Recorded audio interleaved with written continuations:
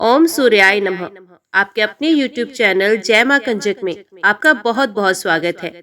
आज की वीडियो के माध्यम से हम रविवार सूर्य देव की कथा आपके सामने प्रस्तुत करने जा रहे हैं। उम्मीद करती हूँ कथा का पूरा फल लेने के लिए आप कथा को शुरू से लेकर अंत तक जरूर श्रवण करेंगे, क्योंकि कथा का पूरा फल हमें कथा को पूरा सुनने से ही मिलता है। आधा अधूरा छोड़ने से हम सिर्फ पाप के भागीदार बनते हैं। तो चलिए आज की इस कथा को हम शुरू करते हैं। ओम सूर्याय नमः।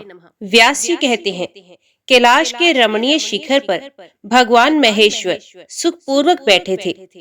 इसी समय सकंद ने उनके पास जाकर पृथ्वी पर मस्तक टेककर उन्हें प्रणाम किया और कहा, हे नाथ, मैं आपसे रविवार आदि का यथार्थ फल सुनना चाहता हूँ। महादेव जी ने कहा, बेटा, रविवार के दिन मनुष्य व्रत रहकर सूर्य को लाल फूलों से अर्घ दे और रात को हविष्यान्न भोजन करे। ऐसा करने से वे कभी स्वर्ग से भ्रष्ट नहीं होता। रविवार का व्रत परम पवित्र और हितकर है। वे समस्त कामनाओं को पूर्ण करने वाला, पुण्यप्रद, ऐश्वर्यदायक, रोगनाशक और स्वर्ग तथा मोक्ष प्रदान करने वाला है। यदि रविवार के दिन सूर्य की संक्रांति तथा शुक्ल पक्ष की सप्तमी हो तो उस दिन किया हुआ व्रत, पूजा और जप सब अक्षय होता है।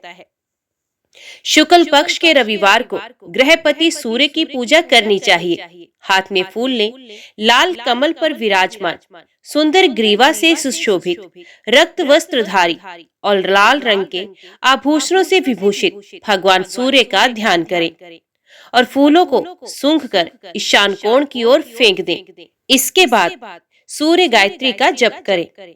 तदंतर गुरु के उपदेश के अनुसार विधि पूर्वक पूजा करें।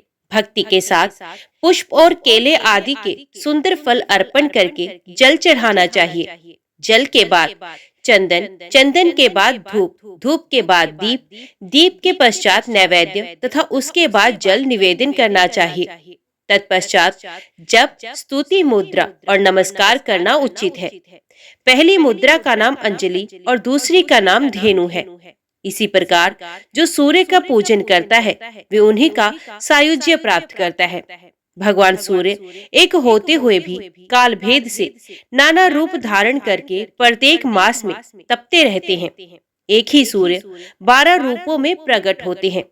मार्गशीर्ष में मित्र, पोष में सनातन विष्णु, माघ में वरुण, फाल्गुन में सूर्य, चैत्र में भानु, वैशाख में तापन, ज्येष्ठ में इंद्र, आषाढ़ में रवि, श्रावण में गवस्त, भाद्रपद में यम, अश्विन में हिरण्यरेता और कार्तिक में दिवाकर तपते हैं। इस प्रकार 12 महीनों में भगवान सूर्य 12 नामों से पुकारे जाते हैं। इनका रूप अत्यंत विशाल, महान, तेजस्वी और परले कालीन अग्नि के समान देदीप्यमान है। जो इस प्रसंग का नित्य पाठ करता है उसके शरीर में पाप नहीं रहता। उसे रोग, दरिद्रता और अपमान का कष्ट भी कभी नहीं उठाना पड़ता। वे यश, राज्य, सुख तथा अक्षय स्वर्ग प्राप्त करता है। अब मैं सबको प्रसन्नता प्रदान करने वाला सूर्य के उत्तम महामंत्र का वर्णन करता हूँ। उसका भाव इस प्रकार है। सहस्र भुजाओं से सुशोभित भगवान आदित्य को नमस्कार है। हाथ में कमल धारण करने वाले वरुण देव को बारंबार नमस्कार है। अंधकार का विनाश करने वाले सूर्य देव को अनेक बार नमस्कार है। ऋषिमय सहस्रों जिह्वाएं धारण करने वाले भानु को नमस्कार है। भगवान, तुम ही ब्रह्मा, तुम ही विष्णु और तुम ही रुद्र हो। तुम्हें नमस्कार है। तुम ही संपूर्ण प्राणियों के भीतर अग्नि और वायु रूप से विराजमान हो। तुम्हें बारंबार प्रणाम है। तुम्हारी सर्वत्र गति और सब भूतों में स्थिति है। तुम्हारे बिना किसी भी वस्तु की सत्ता नहीं है। तुम इस चराचर जगत में समस्त देहधारियों के भीतर स्थित हो। इस मंत्र का जप करके मनुष्य अपने संपूर्ण मनोवांछित पदार्थों तथा स्वर्ग आदि के भोग को प्राप्त करता है। आदित्य, भास्कर, सूर्य, अर्क, भानु, दिवाकर, स्वर्णरेता, मित्र, पूषा, त्वष्टा, स्वयंभू और तिमिराश, ये सूर्य के 12 नाम बताए गए हैं। जो मनुष्य पवित्र होकर सूर्य के इन 12 नामों का पाठ करता है वे सब पापों और रोगों से मुक्त होकर परम गति को प्राप्त होता है। षडानन। अब मैं महात्मा भास्कर के जो दूसरे दूसरे प्रधान नाम हैं, उनका वर्णन करता हूँ। तपन, तापन, कर्ता, हर्ता, महेश्वर, लोक साक्षी, त्रिलोकेश, व्योमाधिप, दिवाकर, अग्निगर्भ, महाविप्र, खग, सप्ताश्वाहन, पद्महस्त, तमोभेदी, ऋग्वेद, यजुसामक, कालप्रिय, पुंडरीक, मूल स्थान और भावी। जो मनुष्य भक्ति पूर्वक इन नामों का सदा स्मरण करता है, उसे रोग का भय कैसे हो सकता है। कार्तिकेय, तुम यत्न पूर्वक सुनो। सूर्य का नाम स्मरण सब पापों को हरने वाला और शुभ है। महामते, आदित्य की महिमा के विषय में तनिक भी संदेह नहीं करना चाहिए।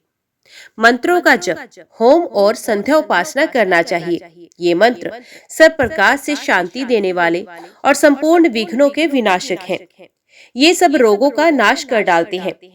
अब महात्मा भास्कर के मूल मंत्र का वर्णन करूंगा, जो संपूर्ण कामनाओं को सिद्ध करने वाला है तथा भोग और मोक्ष प्रदान करता है। इस मंत्र से सदा सब प्रकार की सिद्धि प्राप्त होती है, ये निश्चित बात है। इसके जप से रोग नहीं सताते तथा किसी प्रकार के अनिष्ट का भय नहीं होता। ये मंत्र ना किसी को देना चाहिए और ना किसी से इसकी चर्चा करनी चाहिए, अपितु प्रयत्न पूर्वक इसका निरंतर जप करते रहना चाहिए। जो लोग अभक्त, संतानहीन, पाखंडी और लौकिक व्यवहारों में आसक्त हैं, उनसे तो इस मंत्र की कदापि चर्चा नहीं करनी चाहिए। संध्या और होम कर्म में मूल मंत्र का जप करना चाहिए। उसके जप से रोग और क्रूर ग्रहों का प्रभाव नष्ट हो जाता है। वत्स, दूसरे दूसरे अनेकों शास्त्रों और बहुत तेरे विस्तृत मंत्रों की क्या आवश्यकता है। इस मूल मंत्र का जप ही सब प्रकार की शांति तथा संपूर्ण मनोरथों की सिद्धि करने वाला है। देवता और ब्राह्मणों की निंदा करने वाले नास्तिक पुरुष को इसका उपदेश नहीं देना चाहिए। जो प्रतिदिन 1, 2 या 3 समय भगवान सूर्य के समीप इसका पाठ करता है, उसे अभीष्ट फल की प्राप्ति होती है। पुत्र की कामना वाले को पुत्र, कन्या चाहने वाले को कन्या, विद्या की अभिलाषा रखने वाले को विद्या और धनार्थी को धन मिलता है। जो शुद्ध आचार विचार से युक्त हो, संयम तथा भक्ति पूर्वक इस प्रसंग का श्रवण करता है, वे सब पापों से मुक्त हो सूर्य लोक को जाता है। सूर्य देवता के व्रत के दिन तथा अन्यान्य व्रत, अनुष्ठान, यज्ञ, पुण्य स्थान और तीर्थों में जो इसका पाठ करता है, उसे कोटि गुना फल मिलता है। व्यास जी कहते हैं, मध्य देश में भद्रेश्वर नाम से प्रसिद्ध एक चक्रवर्ती राजा थे। वे बहुत सी तपस्याओं तथा नाना प्रकार के व्रतों से पवित्र हो गए थे। प्रतिदिन देवता, ब्राह्मण, अतिथि और गुरुजनों का पूजन करते थे। उनका बर्ताव न्याय के अनुकूल होता था। वे स्वभाव के सुशील और शास्त्रों के तात्पर्य तथा विधान के पारगामी विद्वान थे। सदा सद्भाव पूर्वक प्रजाजनों का पालन करते थे। एक समय की बात है, उनके बाएं हाथ में श्वेत कुष्ठ हो गया। वैद्यों ने बहुत कुछ उपचार किया, किंतु उससे कोढ़ का चिन्ह और भी स्पष्ट दिखाई देने लगा। तब राजा ने प्रधान ब्राह्मणों और मंत्रियों को बुलाकर कहा, विप्रगण, मेरे हाथ में एक ऐसा पाप का चिन्ह प्रकट हो गया है, जो लोक में निंदित होने के कारण मेरे लिए दुस्सह रहा है। अतः मैं किसी महान पुण्य क्षेत्र में जाकर अपने शरीर का परित्याग कर दूंगा। ब्राह्मण बोले, महाराज, आप धर्मशील और बुद्धिमान हैं। यदि आप अपने राज्य का परित्याग कर देंगे तो ये सारी प्रजा नष्ट हो जाएगी। इसीलिए आपको ऐसी बात नहीं कहनी चाहिए। प्रभु, हम लोग इस रोग को दबाने का उपाय जानते हैं। वे ये है कि आप यत्न पूर्वक महान देवता भगवान सूर्य की आराधना कीजिए। राजा ने पूछा, विप्रवरों, किस उपाय से मैं भगवान भास्कर को संतुष्ट कर सकूंगा? ब्राह्मण बोले, राजन, आप अपने राज्य में ही रहकर सूर्य देव की उपासना कीजिए। ऐसा करने से आप भयंकर पाप से मुक्त होकर स्वर्ग और मोक्ष दोनों प्राप्त कर सकेंगे। ये सुनकर सम्राट ने उन श्रेष्ठ ब्राह्मणों को प्रणाम किया और सूर्य की उत्तम आराधना आरंभ की। वे प्रतिदिन मंत्र पाठ, नैवेद्य, नाना प्रकार के फल, अर्घ्य, अक्ष, जप पुष्प, मदार के पत्ते, लाल चंदन, कुमकुम, सिंदूर, कदली पत्र तथा उसके मनोहर फल आदि के द्वारा भगवान सूर्य की पूजा करते थे। राजा गुलर के पात्र में अर्घ्य सजाकर सदा सूर्यदेव को निवेदन किया करते थे। अर्घ्य देते समय वे मंत्री और पुरोहितों के साथ सदा सूर्य के सामने खड़े रहते थे। उनके साथ आचार्य, रानियां, अंतपुर में रहने वाले रक्षक तथा उनकी पत्नियां, दास वर्ग तथा अन्य लोग भी रहा करते थे। वे सब लोग प्रतिदिन साथ ही साथ अर्घ्य देते थे। सूर्य देवता के अंगभूत जितने व्रत थे उनका भी उन्होंने एकाग्रचित होकर अनुष्ठान किया। क्रमश 1 वर्ष व्यतीत होने पर राजा का रोग दूर हो गया। इस प्रकार उस भयंकर रोग के नष्ट हो जाने पर राजा ने संपूर्ण जगत को अपने वश में करके सबके द्वारा प्रभात काल में सूर्य देवता का पूजन और व्रत करना आरंभ किया। सब लोग कभी हविष्यान्न खाकर और कभी निराहार रहकर सूर्य देवता का पूजन करते थे। इस प्रकार ब्राह्मण, क्षत्रिय और वैश्य इन 3 वर्गों के द्वारा पूजित होकर भगवान सूर्य बहुत संतुष्ट हुए और कृपा पूर्वक राजा के पास आकर बोले, राजन, तुम्हारे मन में जिस वस्तु की इच्छा हो उसे वरदान के रूप में मांग लो। सेवकों और पुरवासियों सहित तुम सब लोगों का हित करने के लिए मैं उपस्थित हूँ। राजा ने कहा, सबको नेत्रदान करने वाले भगवान, यदि आप मुझे अभीष्ट वरदान देना चाहते हैं तो ऐसी कृपा कीजिए कि हम सब लोग आपके पास रहकर ही सुखी हों। सूर्य बोले, राजन, तुम्हारे मंत्री, पुरोहित, ब्राह्मण, स्त्रियां तथा अन्य परिवार के लोग सभी शुद्ध होकर कल्प पर्यंत मेरे रमणीय धाम में निवास करें। व्यास जी कहते हैं, यूं कहकर संसार को नेत्र प्रदान करने वाले भगवान सूर्य वहीं अंतर ध्यान हो गए। तदंतर राजा भद्रेश्वर अपने पुरवासियों सहित दिव्य लोक में आनंद का अनुभव करने लगे। वहाँ जो कीड़े मकोड़े आदि थे वे भी अपने पुत्र आदि के साथ प्रसन्नता पूर्वक स्वर्ग को सिधारे। इसी प्रकार राजा, ब्राह्मण, कठोर व्रतों का पालन करने वाले मुनि तथा क्षत्रिय आदि अन्य वर्ण सूर्य देवता के धाम में गए। जो मनुष्य पवित्रता पूर्वक इस प्रसंग का पाठ करता है उसके सब पापों का नाश हो जाता है तथा वे रुद्र की भांति इस पृथ्वी पर पूजित होता है। जो मानव संयम पूर्वक इसका श्रवण करता है उसे अभीष्ट फल की प्राप्ति होती है। इस अत्यंत गोपनीय रहस्य का भगवान सूर्य ने यमराज को उपदेश दिया था। भूमंडल पर तो व्यास के द्वारा ही इसका प्रचार हुआ है। ब्रह्मा जी कहते हैं, नारद, इस तरह नाना प्रकार के धर्मों का निर्णय सुनाकर भगवान व्यास शम्यप्राश में चले गए। तुम भी इस तत्व को श्रद्धा पूर्वक जानकर सुख से विचरो और समय अनुसार भगवान श्री विष्णु के सुयश का सानंद गान करते रहो। साथ ही जगत को धर्म का उपदेश देते हुए जगत गुरु भगवान को प्रसन्न करो। पुलस्त्य जी कहते हैं, भीष्म, ब्रह्मा जी के ऐसा कहने पर देवऋषि नारद मुनिवर श्री नारायण का दर्शन करने के लिए गंधमादन पर्वत पर बद्री का आश्रम तीर्थ में चले गए। ओम सूर्याय नमः। अभी श्रवण कीजिए दूसरी कथा। मार्कंडेय जी ने कहा, ब्राह्मण, मैं तुम्हें आदि देव सूर्य का महात्म्य बताता हूँ, सुनो। पूर्व काल में दम के पुत्र राज्यवर्धन बड़े विख्यात राजा हो गए हैं। वे अपने राज्य का धर्म पूर्वक पालन करते थे, इसलिए वहाँ के धन जन की दिनों दिन वृद्धि होने लगी। उस राजा के शासनकाल में समस्त राष्ट्र तथा नगरों और गांव के लोग अत्यंत स्वस्थ एवं प्रसन्न रहते थे। वहाँ कभी कोई उत्पात नहीं होता था, रोग भी नहीं सताता था, सांपों के काटने का तथा अनावृष्टि का भय भी नहीं होता था। राजा ने बड़े बड़े यज्ञ किए, याचकों को दान दिए और धर्म के अनुकूल रहकर विषयों का उपभोग किया। इस प्रकार राज्य करते तथा प्रजा का भली भांति पालन करते हुए उस राजा के 7000 वर्ष ऐसे बीत गए मानो एक ही दिन व्यतीत हुआ हो। दक्षिण देश के राजा विदुर की पुत्री मानिनी राज्यवर्धन की पत्नी थी। एक दिन वे सुंदरी राजा के मस्तक में तेल लगा रही थी।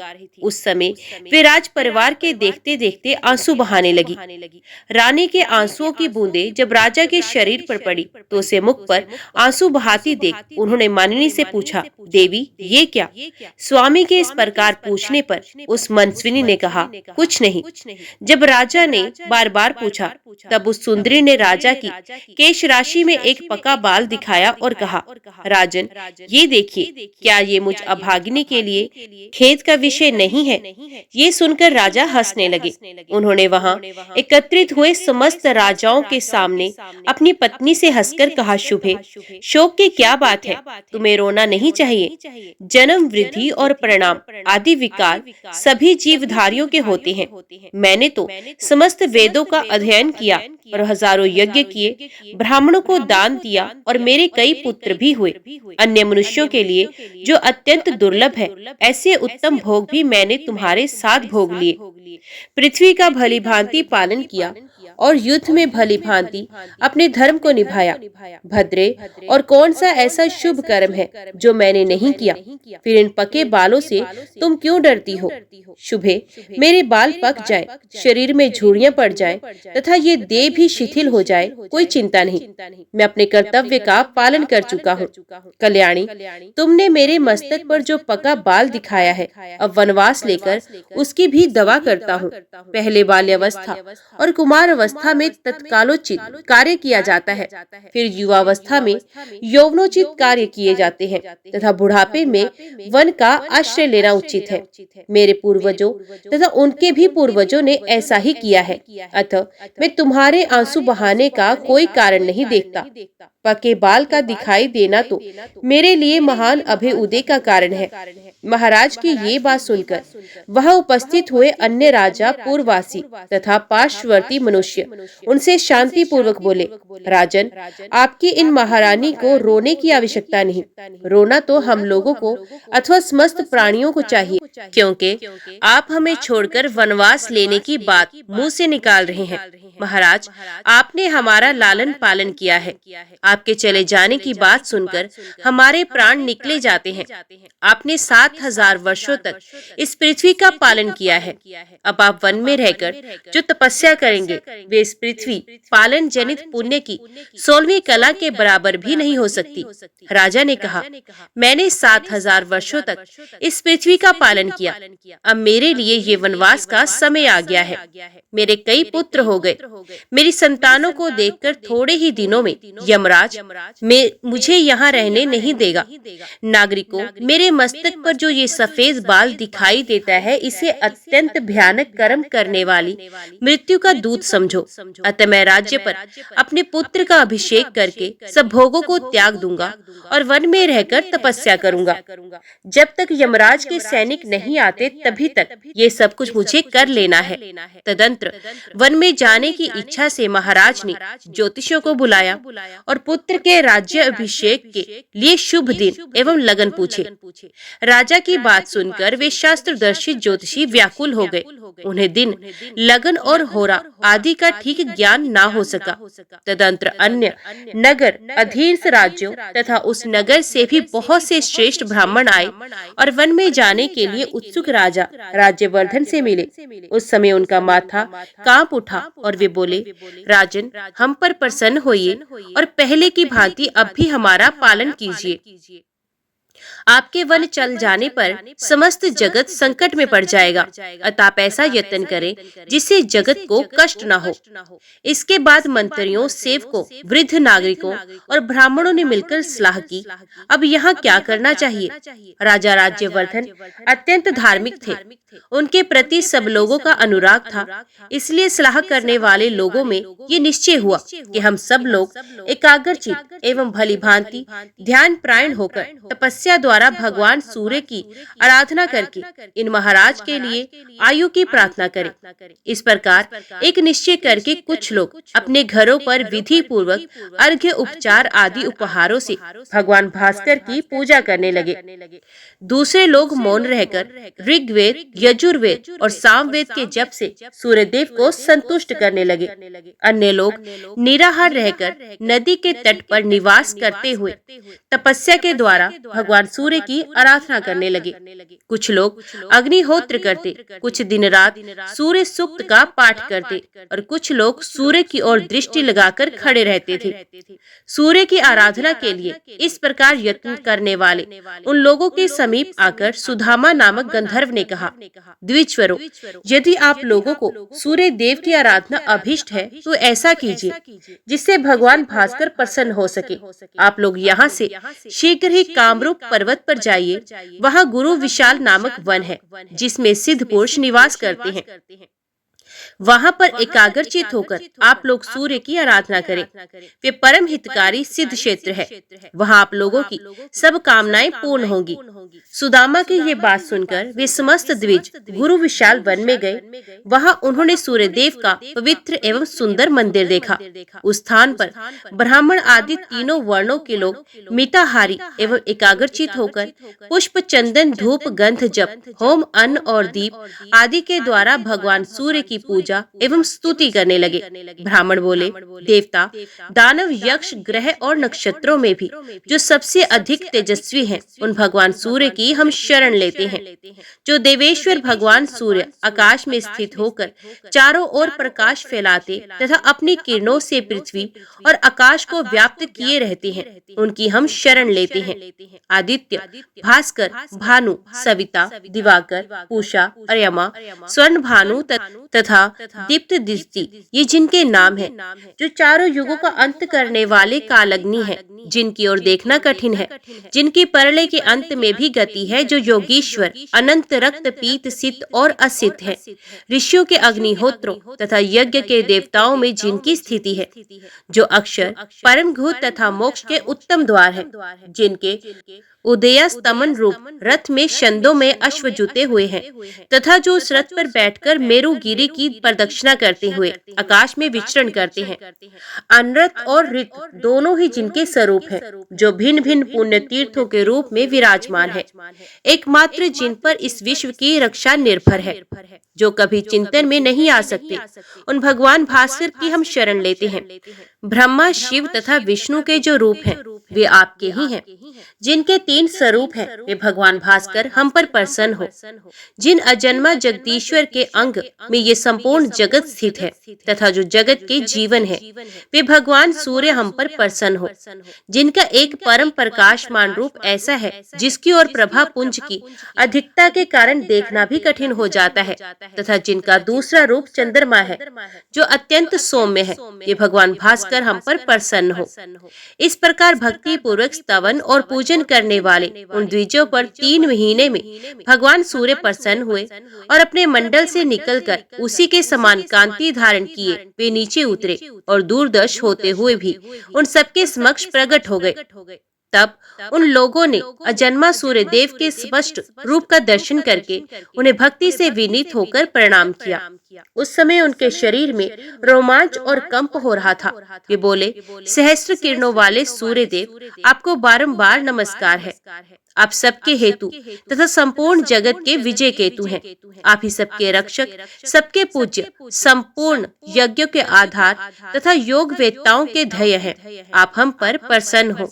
मार्कंडेय जी कहते हैं, तब भगवान सूर्य ने प्रसन्न होकर सब लोगों से कहा, द्विजगण, आपको जिस वस्तु की इच्छा हो वे मुझसे मांगे। ये सुनकर ब्राह्मण आदि वर्णों के लोगों ने उन्हें प्रणाम करके कहा, अंधकार का नाश करने वाले भगवान सूर्यदेव, यदि आप हमारी भक्ति से प्रसन्न हैं, तो हमारे राजा राज्यवर्धन निरोग, शत्रु विजय, सुंदर केशों से युक्त तथा स्थिर यौवन वाले होकर 10,000 वर्षों तक जीवित रहे। तथास्तु कहकर भगवान सूर्य अंतर्ध्यान हो गए। वे सब लोग भी मनोवांछित वर पाकर प्रसन्नता पूर्वक महाराज के पास लौट आए। वहाँ उन्होंने सूर्य से वर पाने आदि की सब बातें यथावत कह सुनाई। ये सुनकर रानी मानिनी को बड़ा हर्ष हुआ, परंतु राजा बहुत देर तक चिंता में पड़े रहे। वे उन लोगों से कुछ न बोल सके। मानिनी का हृदय हर्ष से भरा हुआ था। वे बोली, महाराज, बड़े भाग्य से आयु की वृद्धि हुई है। आपका अभय उदय हो। राजन, इतने बड़े अभय उदय के समय आपको प्रसन्नता क्यों नहीं होती? 10,000 वर्षों तक आप निरोग रहेंगे, आपकी जवानी स्थिर रहेगी, फिर भी आपको खुशी क्यों नहीं होती? राजा बोले, कल्याणी, मेरा अभय उदय कैसे हुआ? तुम मेरा अभिनंदन क्यों करती हो? जब हजार हजार दुख प्राप्त हो रहे हैं, उस समय किसी को बधाई देना क्या उचित माना जाता है? मैं अकेला ही तो 10,000 वर्षों तक जीवित रहूंगा, मेरे साथ तुम तो नहीं रहोगी। क्या तुम्हारे मरने पर मुझे दुख नहीं होगा? पुत्र, पौत्र, परपौत्र, इष्ट, बंधु बांधव, भक्त, सेवक तथा मित्र वर्ग, वे सब मेरी आंखों के सामने मरेंगे। उस समय मुझे अपार दुख का सामना करना पड़ेगा। जिन लोगों ने अत्यंत दुर्बल होकर शरीर की नाड़ियां सुखा सुखाकर मेरे लिए तपस्या की, वे सब तो मरेंगे और मैं भोग भोगते हुए जीवित रहूंगा। ऐसी दशा में क्या मैं धिक्कार देने योग्य नहीं हूँ? सुंदरी, इस प्रकार मुझ पर आपत्ति आ गई, मेरा अभ्युदय नहीं हुआ। क्या तुम इस बात को नहीं समझती? फिर क्यों मेरा अभिनंदन कर रही हो? मानिनी बोली, महाराज, आप जो कहते हैं वे सब ठीक है। मैंने तथा पूर्ववासियों ने आपके प्रेमवश इस दोष की ओर देखा और नहीं देखा। नरनाथ, ऐसी अवस्था में क्या करना चाहिए ये आप ही सोचे, क्योंकि भगवान सूर्य ने प्रसन्न होकर जो कुछ कहा है वे अन्यथा नहीं हो सकता। राजा ने कहा, देवी, पूर्ववासियों और सेवकों ने प्रेमवश मेरे साथ जो उपकार किया है उसका बदला चुकाए बिना मैं किस प्रकार भोग भोगूंगा? यदि भगवान सूर्य की ऐसी कृपा हो कि समस्त प्रजा भृत्य वर्ग, तुम, अपने पुत्र पौत्र परपौत्र और मित्र भी जीवित रह सके, तो मैं राज्य सिंहासन पर बैठकर प्रसन्नता पूर्वक भोगों का उपभोग कर सकूंगा। यदि वे ऐसी कृपा नहीं करेंगे तो मैं उसी कामरूप पर्वत पर निराहार रहकर तब तक तपस्या करूंगा जब तक कि इस जीवन का अंत न हो जाए। राजा के यूं कहने पर रानी मानिनी ने कहा, ऐसा ही हो। फिर वे भी महाराज के साथ कामरूप पर्वत पर चली गई। वहां पहुंचकर राजा ने पत्नी के साथ सूर्य मंदिर में जाकर सेवा प्रायण हो भगवान भानु की आराधना आरंभ की। दोनों दंपत्ति उपवास करते करते दुर्बल हो गए। सर्दी, गर्मी और वायु का कष्ट सहन करते हुए दोनों ने घोर तपस्या की। सूर्य की पूजा और भारी तपस्या करते करते जब 1 वर्ष से अधिक समय व्यतीत हो गया, तब भगवान भास्कर प्रसन्न हुए। उन्होंने राजा को समस्त सेवकों, पूर्ववासियों और पुत्रों आदि के लिए इच्छा अनुसार वरदान दिया। वर पाकर राजा अपने नगर को लौट आए और धर्म पूर्वक प्रजा का पालन करते हुए बड़ी प्रसन्नता के साथ राज्य करने लगे। धर्मज्ञ राजा ने बहुत से यज्ञ किए और दिन रात खुले हाथ से दान दिए। वे अपने पुत्र, पौत्र और भृत्य आदि के साथ यौवन को स्थिर रखते हुए 10,000 वर्षों तक जीवित रहे। उनका ये चरित्र देखकर भृगुवंशी प्रमिति ने विस्मित होकर ये गाथा गाई, आहो, भगवान सूर्य के भजन की कैसी शक्ति है, जिससे राजा राज्यवर्धन अपने तथा स्वजनों के लिए आयुवर्धन बन गए। जो मनुष्य ब्राह्मणों के मुख से भगवान सूर्य के उत्तम महात्म्य का श्रवण तथा पाठ करता है, वे 7 रात के लिए किए हुए पापों से मुक्त हो जाता है। मुनि श्रेष्ठ, इस प्रसंग से सूर्यदेव के जो मंत्र आए हैं उनमें से जो एक एक का भी यदि तीनों संध्याओं के समय जप किया जाए तो वे समस्त पातकों का नाश करने वाला होता है। सूर्य के जिस मंदिर में इस समूचे महात्म्य का पाठ किया जाता है वहाँ भगवान सूर्य अपना सानिध्य नहीं छोड़ते। अतः ब्राह्मण, यदि तुम्हें महान पुण्य की प्राप्ति अभिष्ट हो तो सूर्य के इस उत्तम महात्म्य को मन ही मन धारण एवं जप करते रहो। द्विश्रेष्ठ, जो सोने के सींग और अत्यंत सुंदर शरीर वाली दुधारू गाय दान करता है तथा जो अपने मन को संयम में रखकर 3 दिनों तक इस महात्म्य का श्रवण करता है, उन दोनों का समान ही पुण्य फल की प्राप्ति होती है। ओम सूर्याय नमः। ओम नमो भगवते वासुदेवाय नमः। आज की वीडियो में इतना ही। उम्मीद करती हूँ वीडियो आपको पसंद आई होगी। वीडियो पसंद आई हो तो वीडियो को लाइक और चैनल को सब्सक्राइब जरूर कीजिएगा। जय श्री हरि लिखकर कमेंट बॉक्स में अपनी हाजिरी और अपने सुझाव देना ना भूलिएगा। तो मिलते हैं अगली कथा अगली वीडियो के साथ। तब तक के लिए देखते व सुनते रहिए। जय मां कंजक, जय माता दी।